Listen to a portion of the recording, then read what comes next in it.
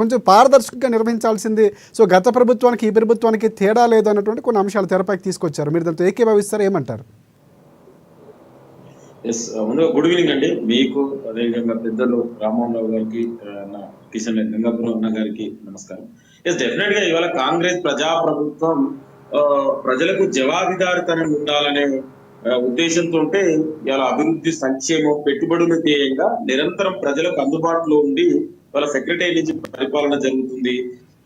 వాళ్ళ 10 ఏళ్లలో కేసీఆర్ చేసినటువంటి విధ్వంసం ఒకవైపు, తెలంగాణ పునర్నిర్మాణం మళ్ళొక వైపు జరుగుతుంది. దాంట్లో భావనే ఇవాళ నిన్నటి నుంచి అంటే 21st నుంచి 24th వరకు ప్రత్యేకించి 4 కార్యక్రమాలు: ఇంద్రమ్మ ఆత్మీయ భరోసా, ఇంద్రమ్మ ఇల్లు, రైతు భరోసా, రేషన్ కార్డులు. సో ఇవాళ దీన్ని ప్రజల అంటే గ్రామ సభలు గారు అంటే 10 ఏళ్లలో బీఆర్ఎస్ పార్టీ ఏనాడు కూడా గ్రామ సభలని నిర్వహించలేదు. ఇవాళ ప్రజాప్రభుత్వం గ్రామ సభల ద్వారా లబ్ధిదారులని పారదర్శకంగా ఎంపిక చేయాలనే ఒక సదుద్దేశంతో ఇవాళ గ్రామ సభలు జరుగుతున్నాయి. ఇవాళ పెద్దలు రామ్మోహన్ గారు అన్నట్టు డెఫినెట్ కూడా ఇది ప్రజాప్రభుత్వం వినడానికి సిద్ధంగా ఉంది. ఏదైనా అంటే అందుకే కదా ప్రజల వద్దకు వెళ్ళాము, ప్రజలు అక్కడే నిర్ణయిస్తారు. అందుకే ప్రజల ముందే పారదర్శకంగా ఉంటదని వాళ్ళ ద్వారానే తీసుకోవడం జరుగుతుంది. ఒకవేళ ఇప్పుడు ఎవరన్నా అప్లికేషన్ కనుక ఇవ్వకపోయినా డెఫినెట్ కూడా మళ్ళా రేపు ఎంఆర్ఓ ఆఫీస్ దగ్గర, లోకల్ డిస్ట్రిక్ట్ కలెక్టర్ ఆఫీస్ అక్కడ అవైలబుల్ ఉంటది. ఈ ప్రక్రియ అనేది ఇది నిరంతరం ప్రక్రియ, ఇది ఒక కంటిన్యూస్ ప్రాసెస్. దయచేసి దీని మీద అపోహలు సృష్టించకండి. ఇవాళ మీరు అంటున్నారు అక్కడక్కడ గొడవలని, ఎక్కడ లేదంటే అది కావాలని కొంతమంది బీఆర్ఎస్ పార్టీ నాయకులు ప్రోత్సాహంతో ఈ విధంగా ఇట్లేదు, దీనిలో రసభా చేయాలి, గొడవ చేయాలని. కానీ ఇవాళ మీరు 10 ఏళ్లలో ఏనాడైనా గ్రామ సభలు నిర్వహించడానికి? మరి ప్రజాస్వామ్యంలో ఇలా ప్రజలకు దగ్గరగా ఉన్నటువంటి వ్యవస్థ పంచాయతీరాజ్, మున్సిపల్, లోకల్ బాడీస్. మీరు లోకల్ బాడీస్ నిర్ణయం చేసింది కదా, మీరు ఏనాడు కూడా గ్రామ సభలు పెట్టలేదు. ఇవాళ మేము పెడుతున్నాం. మీకు ఏమైనా చేతనైతే ఈ ప్రభుత్వానికి సలహా సూచనలు ఇవ్వండి. ఈ ప్రభుత్వం పారదర్శకంగానే లబ్ధిదారుల ఎంపిక జరుగుతుంది. ఎక్కడ కూడా ఇవి గతంలో ఇప్పుడు పెద్దలు అన్నారు ఏదో బీఆర్ఎస్ చేసినట్టు, ఈ ప్రభుత్వం అట్లా జరగదు. డెఫినెట్ కూడా నిజమైన అర్హులైన ప్రతి వ్యక్తికి న్యాయం జరగడమే కాంగ్రెస్ ప్రజాప్రభుత్వం యొక్క ముఖ్య ఉద్దేశం. ఇప్పుడు మీరన్నా డెఫినెట్ కూడా మీ సలహా సూచనలు కూడా తీసుకోవడానికి సిద్ధంగా ఉన్నాం. ఇంకా బెటర్ కానీ రామ్మోహన్ గారు రామ్మోహన్ గారు ఇందా ప్రస్తావిస్తూ కూడా కొన్ని మాట్లాడారు లింగమాధవ్ గారు. అంటే ఇక్కడ ఎందుకు అంటే ఈ గ్యాప్ వచ్చింది? బయటికి మనం చూస్తున్నాం అంటే కొన్ని ప్రాంతాల్లో రసభాష చోటు చేసుకోలేదు అంటున్నారు, కానీ కొన్ని ప్రాంతాల్లో జరిగింది. సీతక్ గారు కూడా దానికి ఒక ఎక్స్ప్లెనేషన్ ఇచ్చారు, ఒకసారి నేను చెప్తాను. అంటే నిన్న జరిగినటువంటి సభకు సంబంధించి మాట్లాడుతూ 3410 గ్రామ సభలు నిర్వహిస్తే అందులో 142 సభల్లో మాత్రమే కొంతవరకు వివాదం జరిగిందని చెప్తూ ఒక 96% అంటే సక్సెస్ అయ్యింది, గ్రామ సభలు కావాలని రాజకీయాలు చేస్తున్నారని మాట్లాడుతున్నారు. అంటే ఈ పర్సంటేజ్ కూడా ఎందుకు పూర్తి స్థాయిలో ప్రజల్లోకి వెళ్ళలేకపోయింది అనుకుంటారు?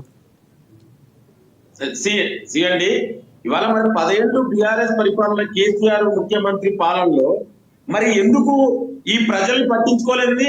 ఎందుకు రేషన్ కార్డు ఇవ్వలేదండి? ఒక ప్రభుత్వానికి 10 సంవత్సరాలు is not enough time to distribute the ration cards అండి. 10 ఏళ్ళు సమయం సరిపోదా? ఇవ్వకపోగా కొత్త పాత రేషన్ కార్డులు తీసేసింది కదా, దాదాపు 6 లక్షల రేషన్ కార్డులు అన్నాడు తీసేసినటువంటి చరిత్ర కేసీఆర్.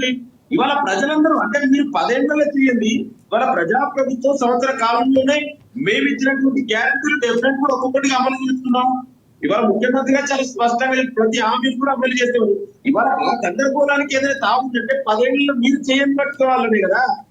ఇవాళ ఈ సమస్యలు ఎందుకున్నాయండి? మీరు సమస్యలన్నీ తీరుస్తే బంగారు తెలంగాణ అయితే మరి ఇవన్నీ ఎందుకున్నట్టండి? రేషన్ కార్డు ఎందుకు ఇష్యూ చేయలే?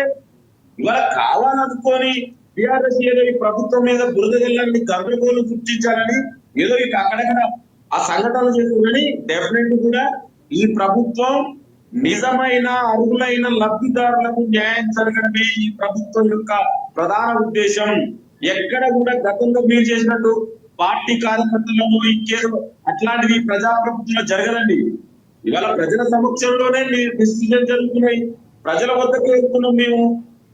రామ్మోహన్ గారు అన్నట్టు డెఫినెట్ కూడా ఇంకేదో సలహా సూచనలు ఇస్తే తీసుకోవడానికి సిద్ధం. ఇంకా బెటర్మెంట్ ఎట్లా చేద్దాం, వీఆర్ రెడీ టు లిజన్. ఎందుకంటే 10 ఏళ్ల కేసీఆర్ ఏనాడు కూడా ప్రతిపక్ష నాయకులు, ప్రజాస్వామ్యవాదులు, సివిల్ సొసైటీ నుంచి ఆయన ఇన్న సందర్భం ఏనాడు లేదు.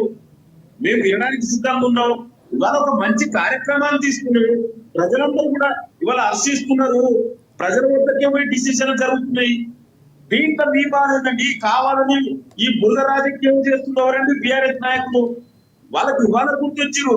మరి 10 ఏళ్ల వాళ్ళే అన్నారు కదా అన్నాడు డబుల్ బెడ్రూమ్ ఇల్లు ఎన్ని కట్టించండి 10 ఏళ్లలో? 10 ఏళ్లలో ఎన్ని కట్టించారు వాళ్ళు? మీరు చేయనటువంటి కార్యక్రమాలు ఇవాళ రైతు గురించి మాట్లాడుతున్నారు.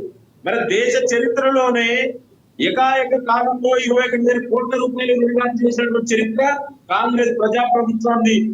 రైతులనే కాదండి, రైతు కూలీలకు కూడా, అంటే భూమి లేని కూలీలకు కూడా ఇవాళ మేము ఇందిరమ్మ ఆత్మీయ భరోసా ఇస్తున్నాం.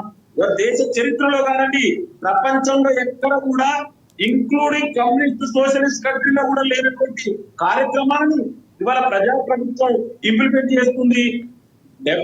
ఒకవైపు ఆర్థిక విధ్వంసం జరిగింది కదా, అయినా కూడా మేము ఎక్కడ కూడా ఇచ్చిన హామీల వెనక పోగట్లేదు.